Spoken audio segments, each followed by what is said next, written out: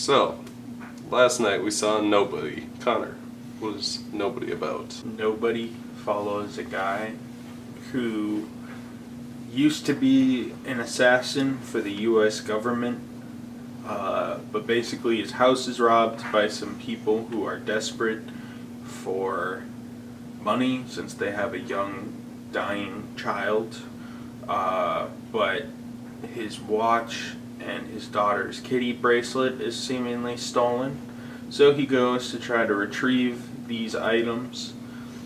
And it turns out, as I said, they had like a sick child, so he didn't really do much with that. But then he gets on a bus where he sees a girl being harassed by these guys. And between the robbery and seeing this, it kind of awakens the assassin man in him. So he gets in a fight with these guys, and it turns out one of the people he beats up is a Russian mobster's son. Brother. Yeah, it looks like his son because the guy's like 20 and the fucking Russian mobster is like 50 or in his 40s or something.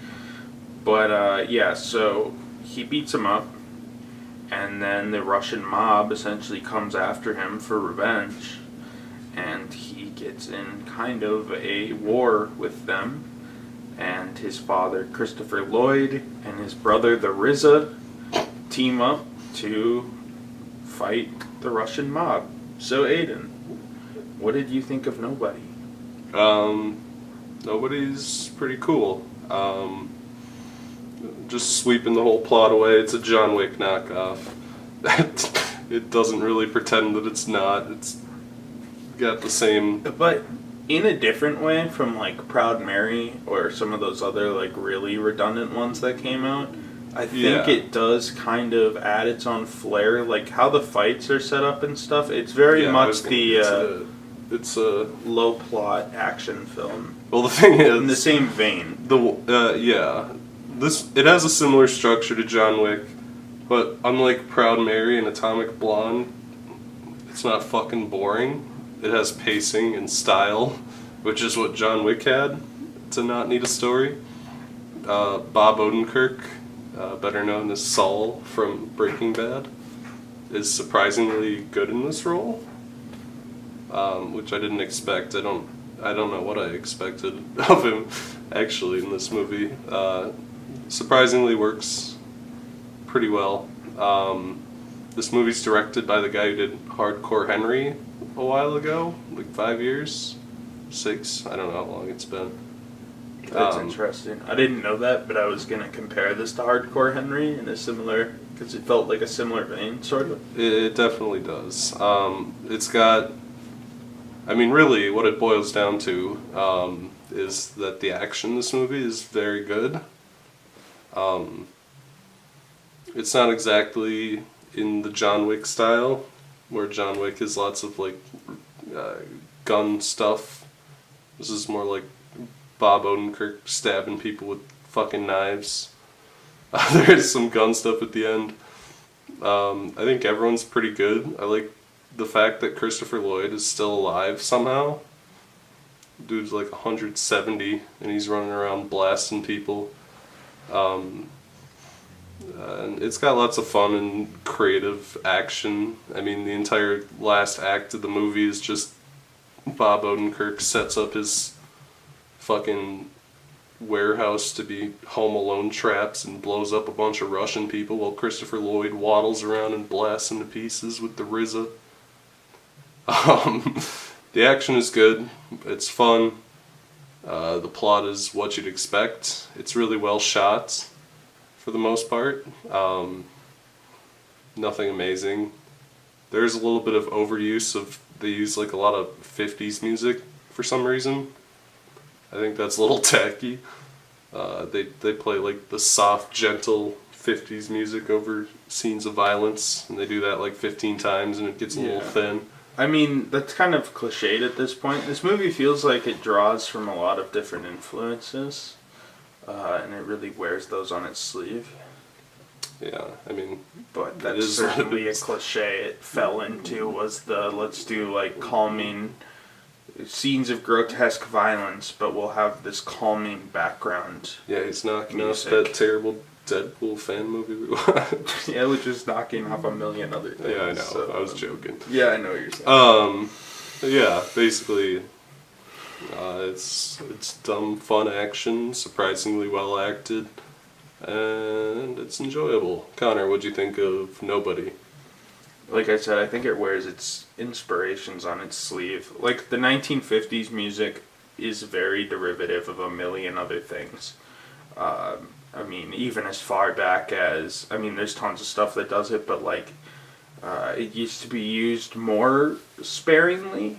This movie really uses it in like most action scenes. Almost every single Things one. that come to mind are like that comedian fight at the start of Watchmen, which is something I watched recently.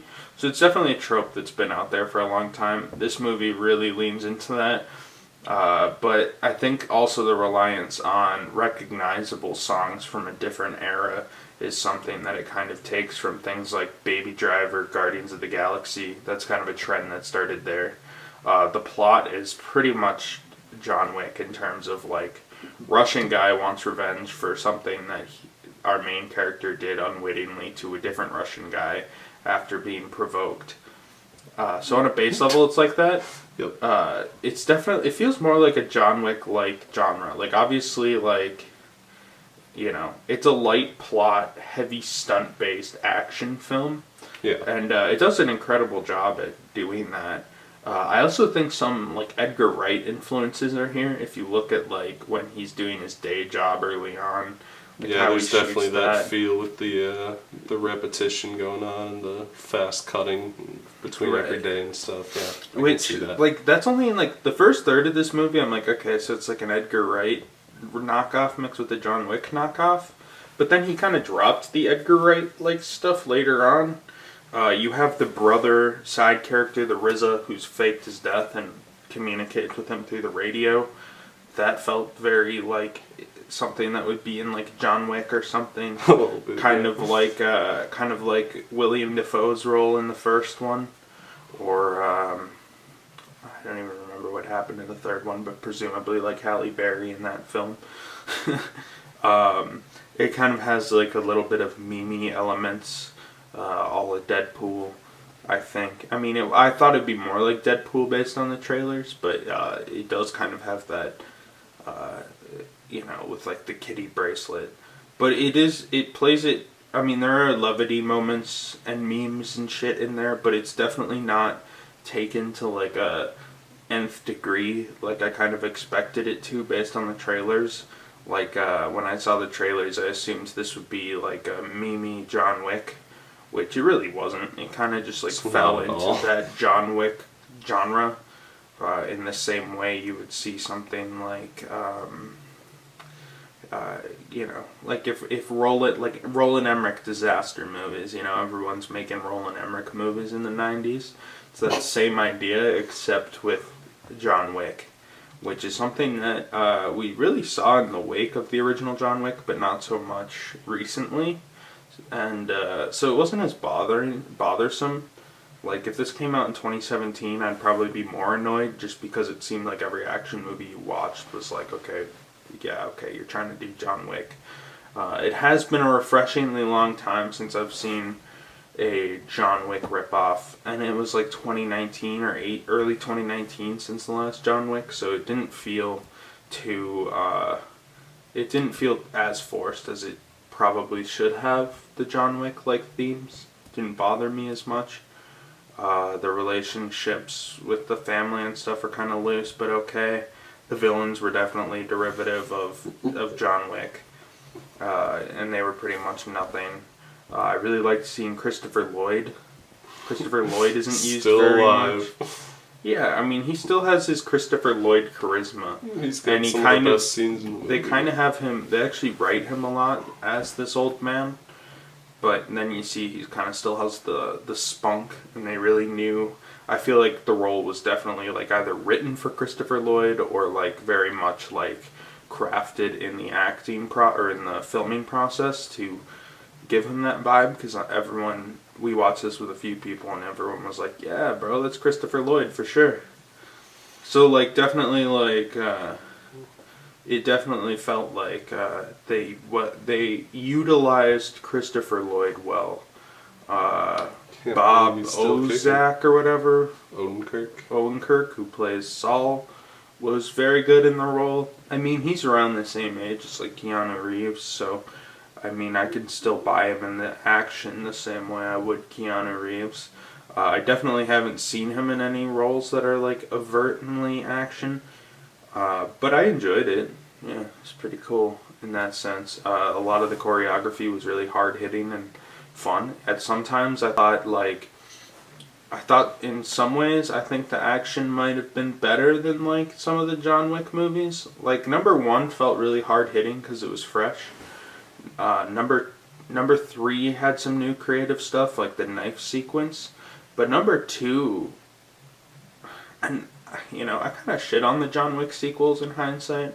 It's kind of like the fucking MCU movies where I enjoy watching them, but then it's like in hindsight there are some things to dislike about them after getting my original theatrical experience. But some of that action, like it's like, yeah, that's John Wick. He goes around shooting people and they do like cool flips and stuff and rolling around and shit while he does it. But this one was like the knife fight on the bus was really fucking cool. They did a lot with it. This movie's really violent too. Yeah, and also Like, I way did more appreciate, you know, people still went down like nothing, but in John Wick it's like he shoots him once unless they think it would be cool to do like this guy gets shot twice and then gets shot in the face. But this movie was like he would be like fucking stabbing a guy like 50 times and the guy would come back at him. Especially in that bus sequence, I think that's where the action's the best. In the climax it very much felt like John Wick derivative where it's like, okay, he's gonna be doing like the John Wick, everybody dies in a shot, maybe two, type of thing. Not that I don't dislike the John Wick movies, I should probably be more clear. I do enjoy those films, but yeah, I mean, I kind of enjoy this in the same way. I enjoy like a John Wick, like it's a really well done John Wick style film. You're gonna have a fun time watching it. It's well done. It has some unique elements, but it's really not, you know, it's not the substance, or it's not like a deep movie. It's just cool stunts and action and hard hitting action. So, Aiden, would you recommend Nobody? Yeah, I'd recommend Nobody. It's fun. Would you recommend Nobody? I would also recommend Nobody. It was fun.